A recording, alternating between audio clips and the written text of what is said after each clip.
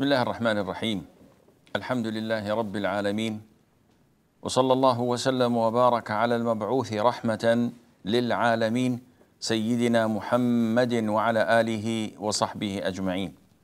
أما بعد, dear brothers and sisters in Islam, Assalamu alaikum wa rahmatullahi wa barakatuh. After the death of Mother Khadija, may Allah be pleased with her, the Prophet ﷺ was in mourning. He was sad. And he had so many things on his plate. The companions noticed that. They noticed that he had girls in his home to take care of, with no woman in the house. He had so many obligations regarding his followers, Quran that is revealed to him, idol worshippers that he is obliged to give da'wah and to call them to Islam, how to protect those who followed him and believed in him. So many things were occupying his mind with a touch of grief and sadness that no one can miss. Only then, a suggestion for him to get married was proposed to the Prophet ﷺ by Khawla bint Hakim. And she was the wife of Uthman ibn Mad'un, one of his close companions. So she suggested, O Prophet of Allah, why don't you get married? So the Prophet said to her, alayhi salatu wasalam, who should I get married to? What are the proposals that you have for me? She said, a virgin or someone who's not a virgin. You pick. So he asked her, who was the virgin? She said, the daughter of your beloved companion, the most beloved person on earth to your heart, Abu Bakr as-Siddiq, his daughter Aisha. Then the Prophet said, alayhi salam, who is the non-virgin? And she said, Sawda bint Zam'ah. And the Prophet ﷺ praised her and complimented her when he heard her name. So the Prophet said to her, go and check them out. Ask whether there is acceptance or not. Khawla went to Abu Bakr's house, and this is something that we will talk about tomorrow, inshallah. And then she went to Sawda's house. She met Mother Sawda, and she asked her, or actually she gave her the glad tidings, what blessings and goodness from Allah had come your way. So she said, what is that? And she said to her, the Prophet ﷺ had sent me to ask for your hand. Sawda was overwhelmed with joy. This is something that had never ever crossed her mind, not in her wildest dreams. And she said to her, I wish, meaning that I'm more than happy to accept, and I wish that this can materialize, but I'm still not believing it. Please go and speak to my father. And Sawda's father was not a Muslim. And her brother was not a Muslim as well, and he was a staunch enemy of Islam. But at the time, he was at Hajj. So Khawla went to meet this old, frail man. And she said to him, Muhammad, the son of Abdullah, had sent me to ask for Sawda's hand.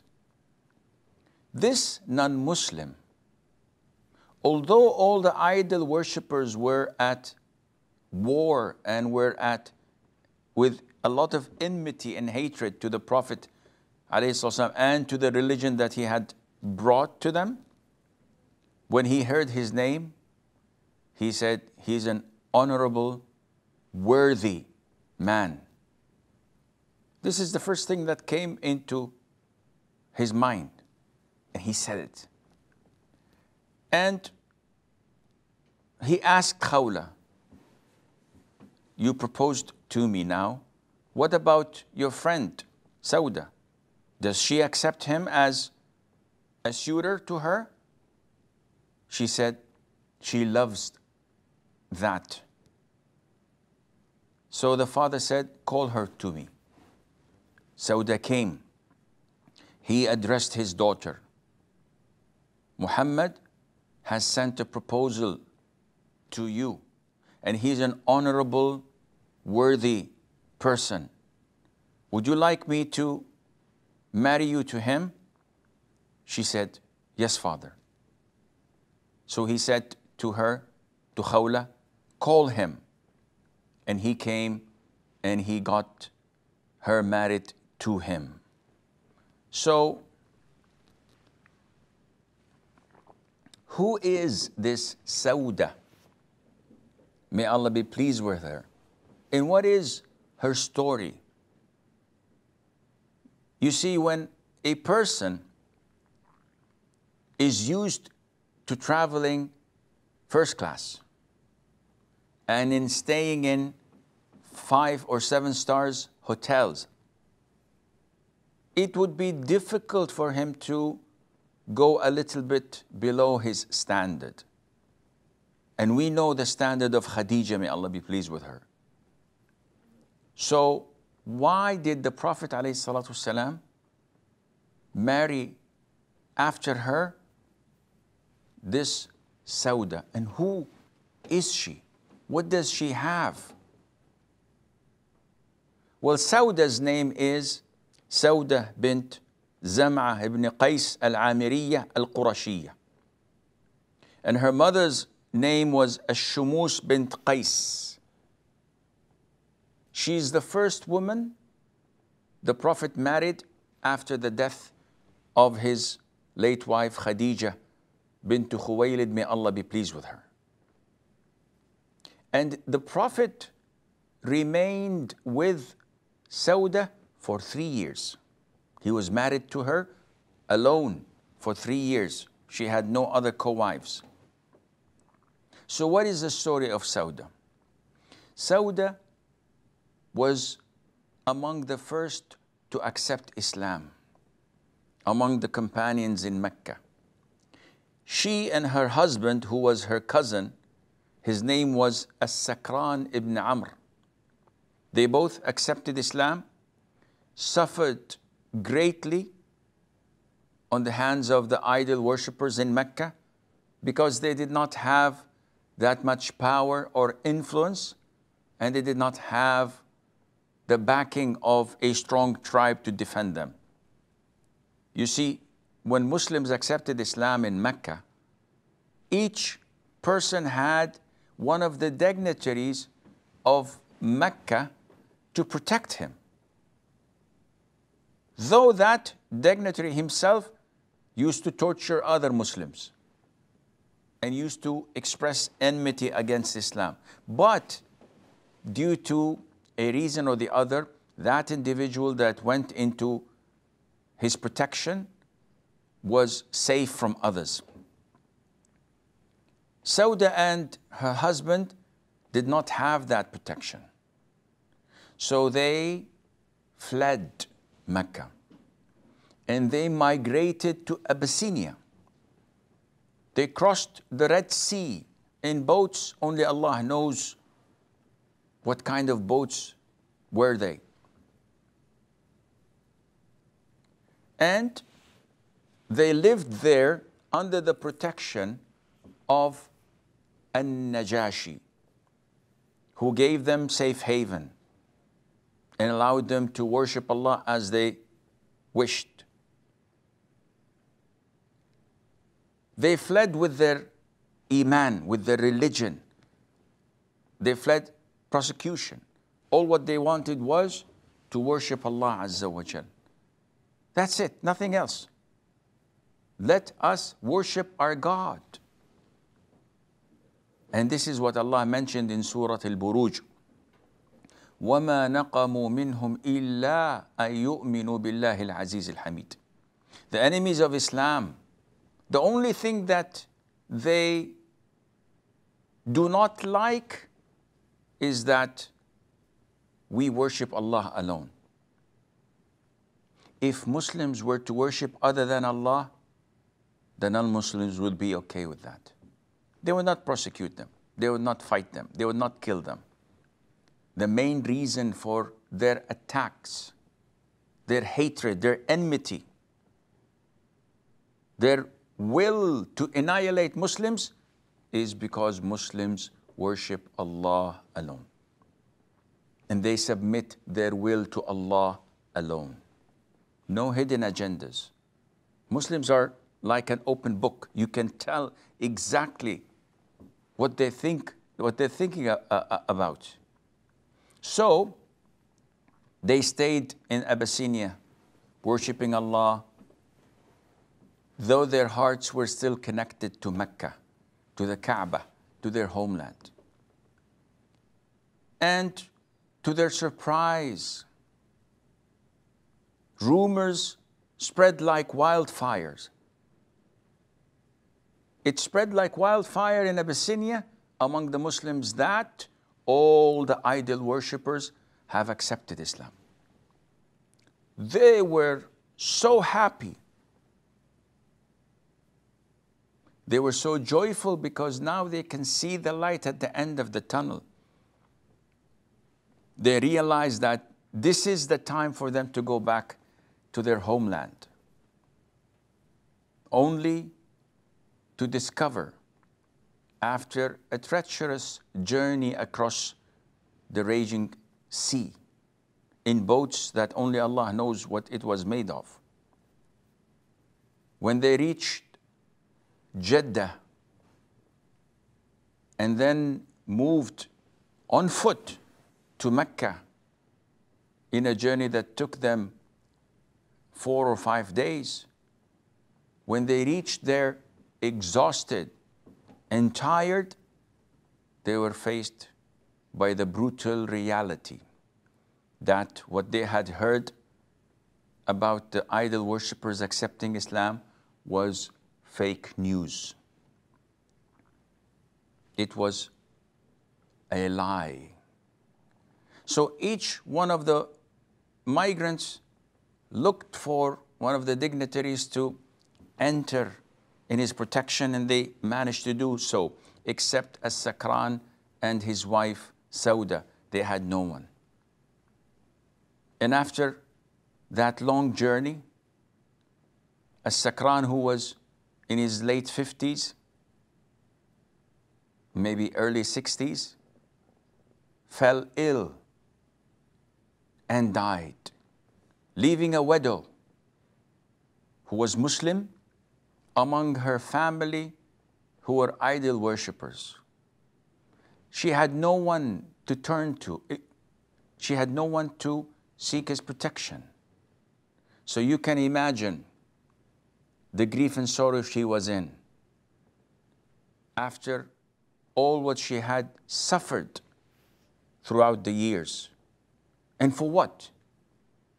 For just simply worshiping Allah the Almighty. Here was the breakthrough. Here was the salvation. When the Prophet ﷺ proposed to her, she accepted in a heartbeat. She would not think twice. Who would think twice? What we can learn from this is that the Prophet ﷺ marriages were not based on his desire of women, though that would have been totally acceptable and normal. No one in his right mind would condemn a man for liking women. This is human nature. Men like women. And this is why they get married. And this is what Allah mentioned in the Quran, that it was beautified in men's hearts, the love of women, of children, of gold and silver. All of these things were made beautiful to us by Allah Azza wa Jal. But what you should notice and pay attention to, that the Prophet ﷺ was not, as they accused him of, being a womanizer. When he was 25 years of age, in the prime of his youth and strength, he married a woman 15 years older than him and stayed lawful and loyal for 25 more years, not having a second wife, not having a concubine, nothing. Totally devoted for her love. When she died, he could have chosen anyone from the Muslim companions around him. Anyone would have been honored to give him his daughter or his sister. He could have chosen Miss Universe if he was looking for lust and desire. He remained unmarried for a while, and when the companions proposed to him that he gets married, he married a woman in her early 50s.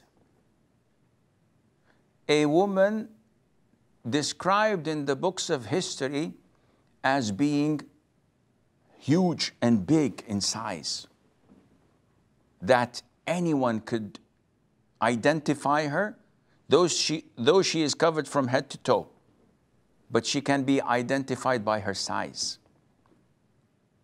In an authentic hadith, Umar used to tell the Prophet ﷺ, why don't you cover your women and not let them go out?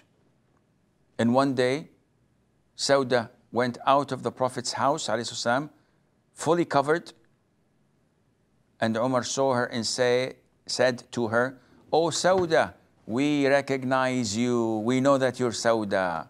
So she went back immediately and complained to the Prophet ﷺ of what Umar had said. And then Allah revealed to the Prophet ﷺ that it is permissible, it's okay for them to leave their homes for necessities, like at the time answering the call of nature, which was done outside the city for everyone. They didn't have any toilets in their homes at the time. So she was a big woman in size.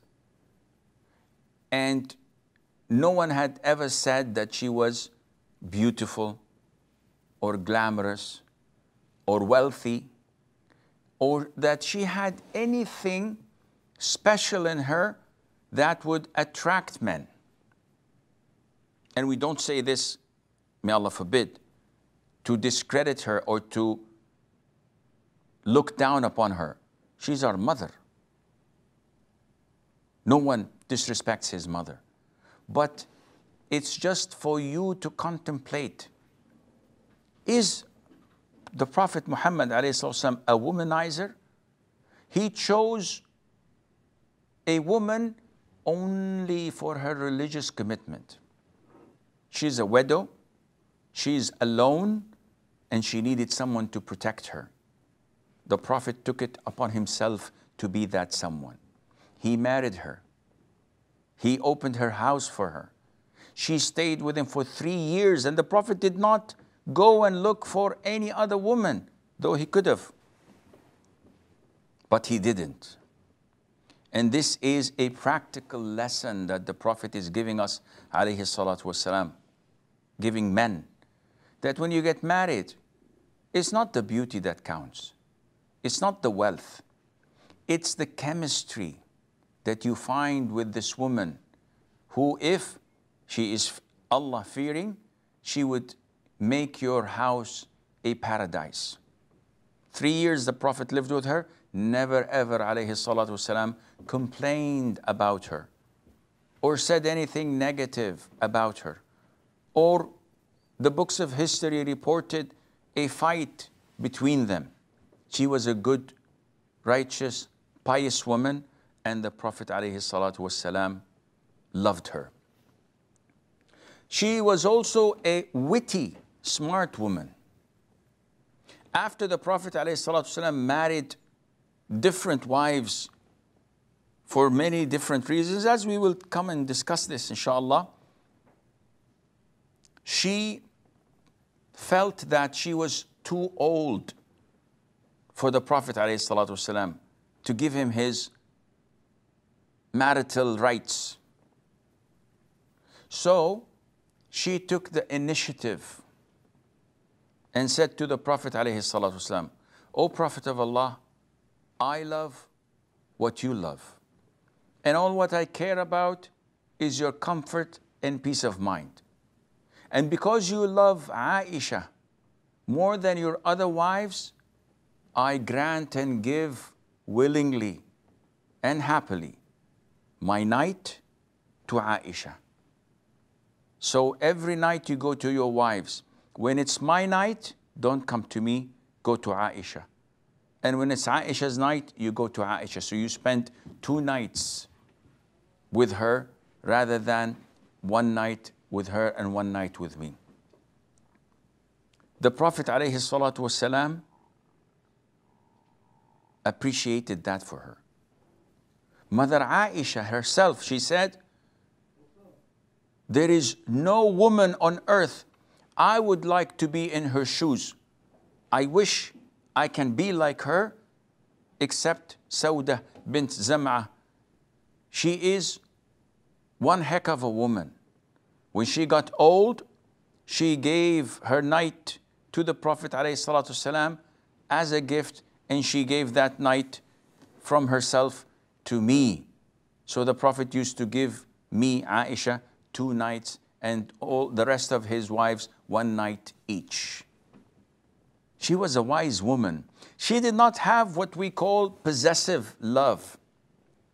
Nowadays, women want to own their husbands. He should not leave the house without telling me where he's going. I would occupy his mobile phone with missed calls until he answers, "Where are you? What time are you coming back? Why don't you tell me?" And if he were to think of getting married again, she would turn his life into a living hell. This is possessive love. This is not realistic. No one says, "Woman, go and search for another wife for your husband." No one says this. But if it were inevitable, if he is in need to get married, a woman has to be as smart as Sawda, weighs the pros and cons, and knows when to take a step back and let the ball rolling. The Prophet ﷺ said to the wives of the Prophet when they gathered once, and they asked the Prophet ﷺ, "O Prophet of Allah, which one of us wives will be the first to die after you, to catch up with you after death? Which one is the first to die?" So the Prophet said, alayhi salatu wasalam, the one with the longest hand or longest arm.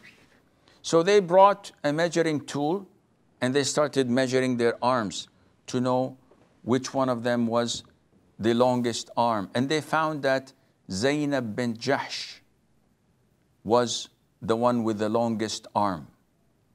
After the death of the Prophet ﷺ, it was Sawda that died first. Only then they understood the meaning of the longest hand or the longest arm, which means the most of you who gives charity the most. And the most generous of them all was Sawda, may Allah be pleased with her, the mother of the poor and the needy. She used to give all what she had to the poor. Umar once sent her money and she looked at it and she said, "What is this? It's like dates, so many of them." And within minutes, she distributed the whole sack of gold and silver to the poor and the needy, and she left nothing for herself. This was Sawda bint Zam'ah, the mother of the believers, a woman that had nothing to attract men, that is, normal men, to get married to her. Yet she drew the attention of the Prophet ﷺ with her iman, with her religious commitment. And this is what qualified her to be the mother of the believers, your mother and mine. May Allah Azza wa Jal be pleased with her. She died at the reign of Umar ibn al-Khattab. May Allah be pleased with him. And some say that she died at the year of 54 Hijrah, and Allah Azza wa Jal knows best. هذا والله أعلم ونسبة العلم إليه أسلم وصلى الله وسلم وبارك على نبينا محمد وعلى آله وصحبه أجمعين.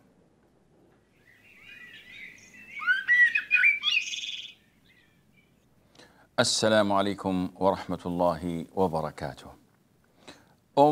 Aisha says, can a woman correct from behind if the imam makes mistake in recitation of the Quran during salah? What if there are only women praying behind their mahram imam? In this condition, can one of them correct him? The general rule is that the Prophet ﷺ once was leading the congregational prayer, and one of the companions spoke out of ignorance. He did not know that speaking is not allowed. And he started saying things. So the companions started clapping on their thighs. After the prayer was over, the Prophet corrected the situation, taught the man who needed teaching, and then addressed the companions that if anything happens in the salat, you should say Subhanallah to draw attention. For clapping is for women. So if a woman during the salat notices that the imam did not sit for the first tashahhud and stood up, she claps to bring his attention that you made a mistake. Why? Because she's not allowed to talk during salat. Now, this differs when women or a woman pray with a group of mahrams or one mahram.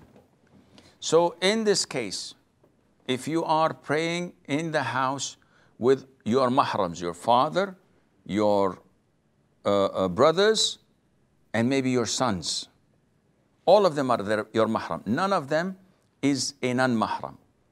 If the imam makes a mistake, there's no problem, none whatsoever, for a woman to speak out and correct the mistake of the imam. And if he makes a mistake in movement, she can say Subhanallah, not clap. Because the reason for not speaking is that non-mahram may be affected by her voice, how soft it is. And shaitan could come and mess up with their minds during salat. But mahrams, brothers, fathers, uncles, sons, they all know her voice and they know her. There's no problem in her to speak. But if there is a single man with them who's an un-mahram, this is a no-go.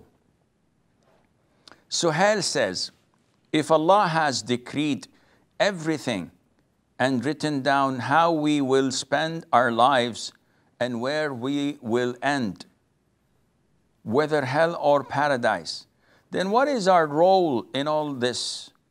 And why should we work hard when our destiny has already been preordained? Suhail, this question is problematic because one of the 6 articles of Iman, actually the last one of them, is known as وَأَن تُؤْمِنَ بِالْقَدَرِ خَيْرِهِ وَشَرِّهِ, to believe in predestiny, whether good or bad. So, to believe in predestiny, you have 4 things that you must believe in. First, Allah's knowledge of what was in the past, in the present, and the future, and what did not happen, how would it be if it were to happen. 2, Allah's writing of such destiny. 3, Allah's creation of such things that will happen. And 4, Allah's divine will. So you have to believe in all of that in order for you to believe in predestiny. So when you say, then why should we work hard when our destiny has already been preordained? Question number 1, do you believe Allah is knowledgeable? Answer is yes. Alhamdulillah. Do you believe that Allah is fair and just? The answer is yes. Alhamdulillah. Do you believe that Allah Azza wa Jal owns everything in this universe? The answer is yes. In this case, you should act and behave to the best of your ability because you do not know what Allah has preordained for you. Because if you believe in destiny, then you should know that everything is written down, but you don't know whether I'm going to do a sin or I'm going to pray 2 rak'ahs. You choose. And the choice of yours is already preordained. You have a choice. You say, but Allah preordained upon me to do this. I say, go to the highest building in your town, 20, 30, 40 stories high. Look down, it's a long way. Now you jump. If Allah preordained that you'll fall on your feet safe, unharmed, and walk away, it will happen. But if not, you will die. Will you do that? He said, no, of course not. Am I crazy? Why not? He said, because I know that I'm going to die. Likewise, if you sin, you're going to go to hell. Will you sin? No, I don't think I have to sin. I shouldn't sin. Okay, why do you cook food? So that I can eat. If I don't eat, I'm going to die of hunger. Why don't you say it's already preordained? I'm just going to sit and watch. If Allah wants to fill up my stomach, Allah would do that. So you have to acknowledge these things in order not to allow shaitan to play and manipulate your mind. We have Muhammad from Nigeria. Assalamu alaikum, Sheikh. Alaikum assalam. I apologize for taking so much time off the phone. Yes, Akhi. Okay. Sheikh, Muhammad from Algeria. Yes, sir. Sheikh, I am Imam in Sweden, يعني new Imam. But I can't speak good English. Can I can I ask the question in Arabic, please, Sheikh? Yes, go ahead, but make it short because I have to translate it for the viewers. Okay. يا شيخ في السويد الإخوة كما تعرف. نعم يا شيخ الإخوة في السويد عندهم إشكال في قضية المواقيت، والله إشكال كبير، قضية صلاة الفجر والعشاء، وكذلك مواقيت بالنسبة للرؤية والحساب في شهر رمضان. ما هي الطريقة الأمثل يا شيخ، وكيف نستطيع أن نتواصل مع سماحتكم من أجل هذه القضية يا شيخ، والله متعب كثيرا. أبشر. غير ذلك؟ فقط شيخنا الحبيب. Okay, barakallah fikum. So brother Muhammad, he said he's from Nigeria, but now he's asking about an issue of Sweden. So maybe Nigeria is a town in Sweden. I haven't been there so yet. So he's asking about a common problem worldwide. And this problem is always found in UK when Fajr is actually due. Sometimes you find an hour and a half difference between opinions. This can't be this much, an hour and a half. Yani 5 minutes, 10 minutes, I can tolerate this. But when you say an hour or an hour and a half, so in Sweden, especially when there is problem with the shortness of the night, when they have like 4 hours, 5-10 minutes more would add a lot of value to them. So they're having problem with the moon sighting as well. Akhi Muhammad, this isn't something that can be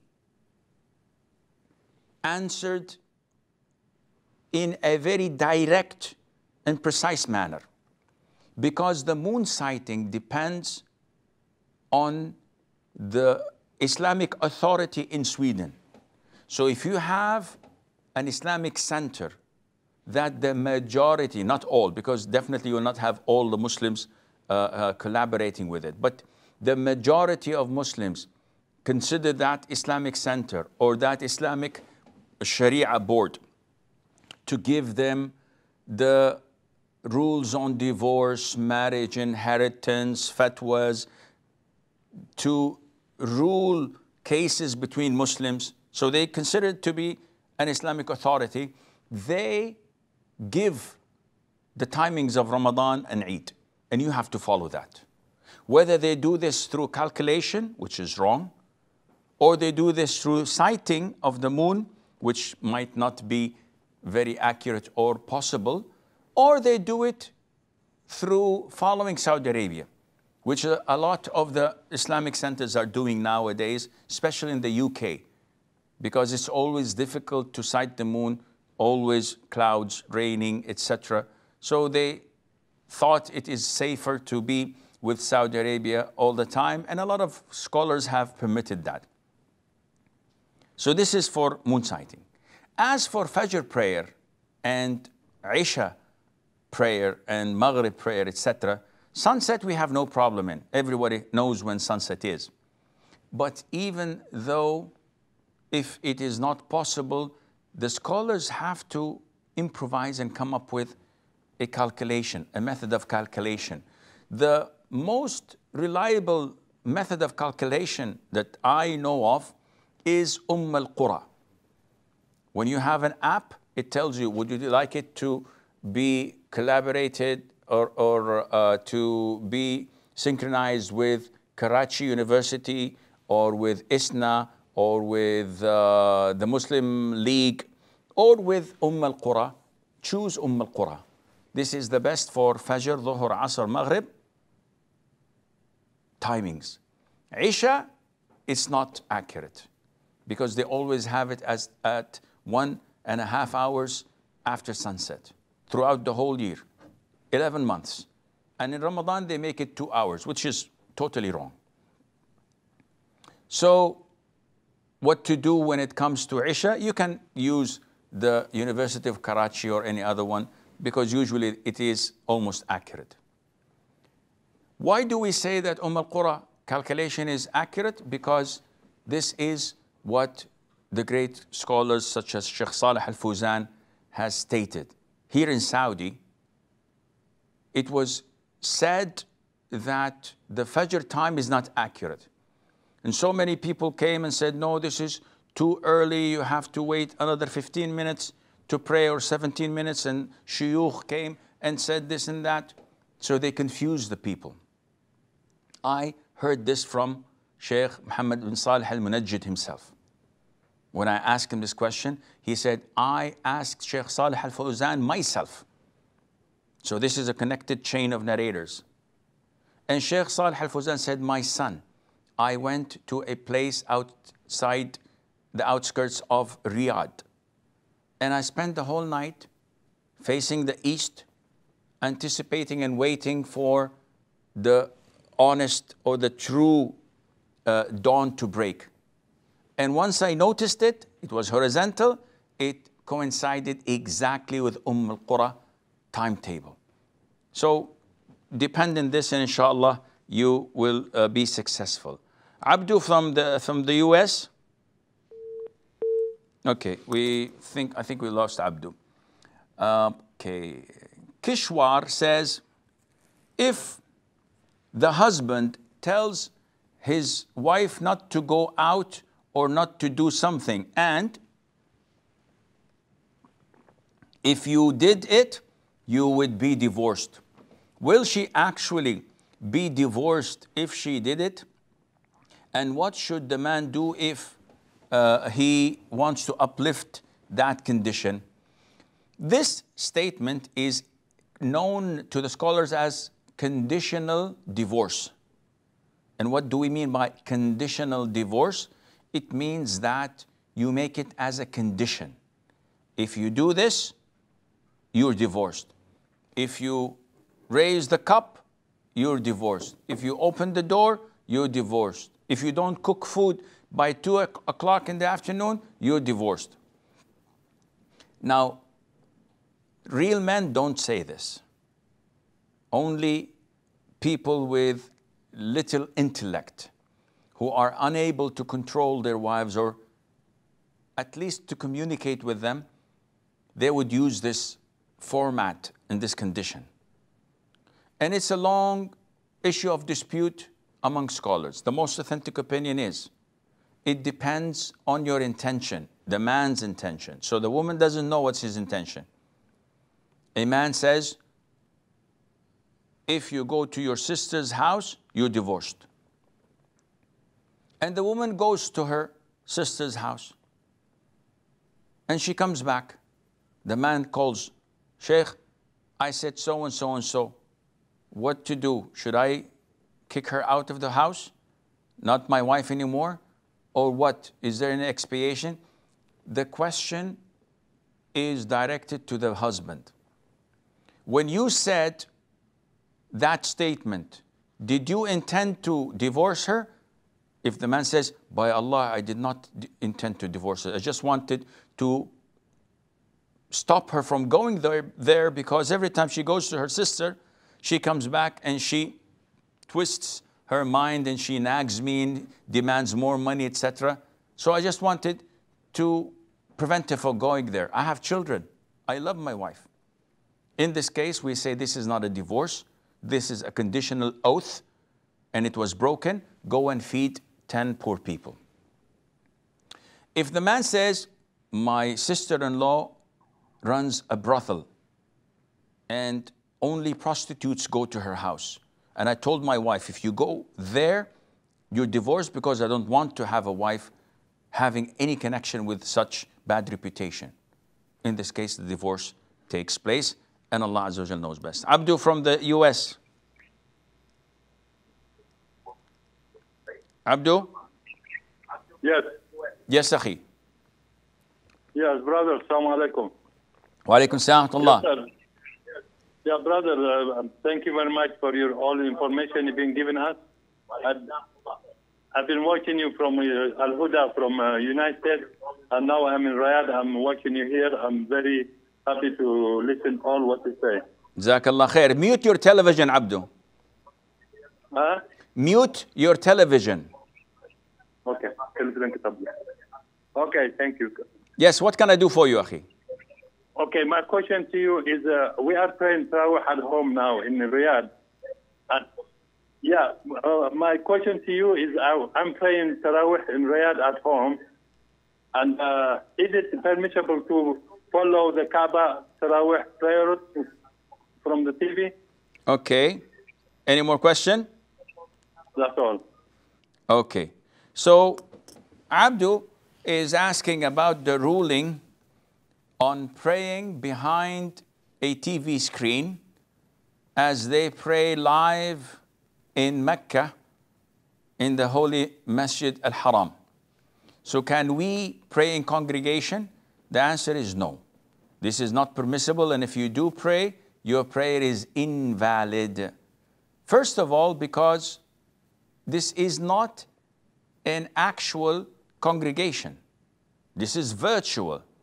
They are in a city and you are in another city. Their sunset is different to your sunset. Their Maghrib is different than your Maghrib. Not only that, even if you were in Mecca itself and you were residing in one of them towers adjacent to the Haram, and you can see the Kaaba and you can see the worshippers doing tawaf, and you can hear the mu'adhin and the imam leading the prayer, you cannot pray in your room, though you can see everything below you. Why? Because if anybody calls and says, where are you? You would say, I'm in my room. You wouldn't say, I'm in the masjid. So are you with the congregation? You cannot say, I am with the congregation, because you're not. So their prayer in their rooms is not permissible, let alone to pray behind a TV screen, and Allah knows best. Farha says, is it permissible to recite the prescribed du'as after sunnah prayer instead of fard prayer? What if we are in a hurry and want to pray sunnah immediately? The prescribed sunnah is that you recite your du'a, your adhkar that is, after the fard. And after you finish your adhkar, you go and pray your sunnah. This is the norm. But if someone has an emergency and he has to leave, there's no problem for him to pray the sunnah in a different location where he prayed the fard. It is not permissible to pray your sunnah in the same place you prayed the fard, as we've mentioned this before, unless you speak to someone. And afterwards, you can leave and read your adhkar without a problem, inshaAllah. Bushra says, can we give food items or basic groceries with our zakat money because of this lockdown, as many people lost their jobs and they do not have money to feed their families? These are two different and separate things. Zakat money must be given in cash to the poor.